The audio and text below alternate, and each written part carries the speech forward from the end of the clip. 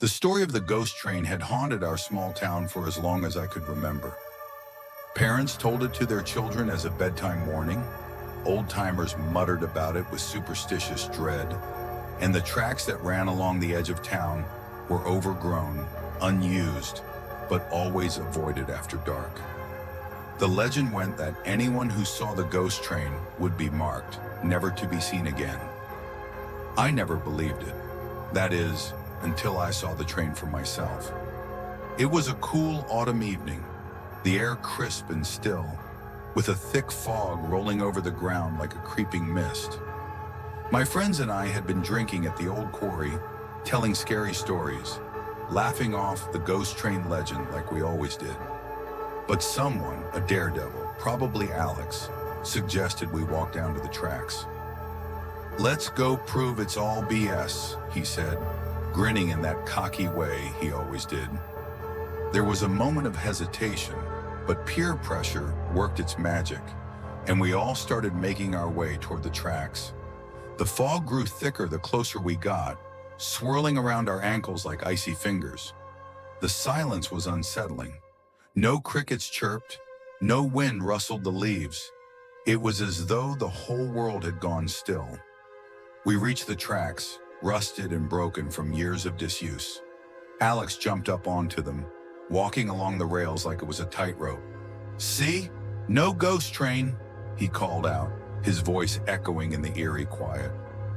But something didn't feel right. My skin prickled with unease, and a heavy feeling settled in the pit of my stomach.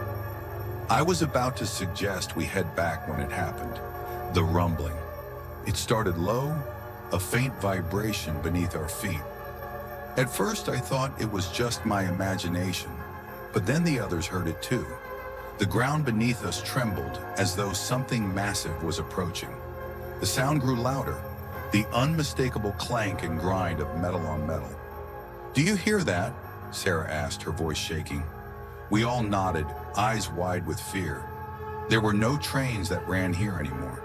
The tracks had been abandoned for years, yet the sound was unmistakable. A train was coming, and then we saw it. Out of the fog, lights appeared, dim at first, then growing brighter as they drew closer. The massive form of an old steam engine loomed out of the mist, its headlights cutting through the dark.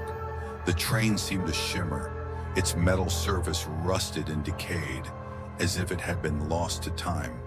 But what struck me most was the silence. The train made no noise as it rolled down the tracks, despite the shaking ground beneath us. It was a ghost. "Run!" I whispered, my voice barely audible. "We need to run." But we were frozen in place, too terrified to move. The train came closer, moving impossibly fast, yet it didn't make a sound. It stopped right in front of us, the enormous locomotive towering above, its windows dark and fogged. For a brief moment, everything was still. And then the door opened. A hiss of steam poured out as the door to one of the carriages creaked open, revealing a yawning blackness within. I could feel something pulling at me, an invisible force, as though the train was beckoning us inside. From the shadows, a figure stepped forward. It was a conductor, or what was left of one. His uniform was tattered and frayed, his face pale and sunken, with empty black sockets where his eyes should have been. He stared at us, or through us, before raising one bony hand and pointing directly at me. "All aboard," he rasped, his voice like the sound of grinding metal. I felt a cold dread settle over me, freezing me in place. My friends were paralyzed too, their faces white with fear. We didn't know what to do. And then before any of us could react, Alex moved. "No way!" he shouted, stumbling backward. "This isn't real!" Without another word, he turned and bolted into the fog. The rest of us stood frozen in place as the sound of his footsteps faded into the mist. And then, nothing. Silence. I turned to look at the others, but before I could say anything, I heard it. The sound of footsteps again, coming back toward us. Only they weren't Alex's.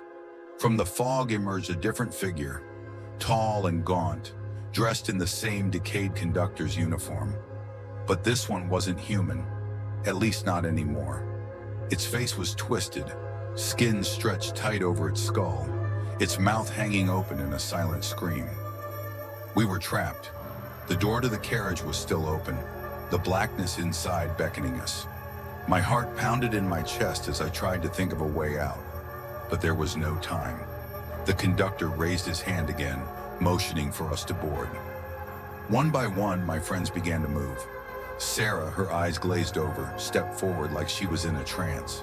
I tried to grab her, to pull her back, but she slipped from my grasp, disappearing into the darkness of the train. The others followed, their faces blank and emotionless. I was the last one left.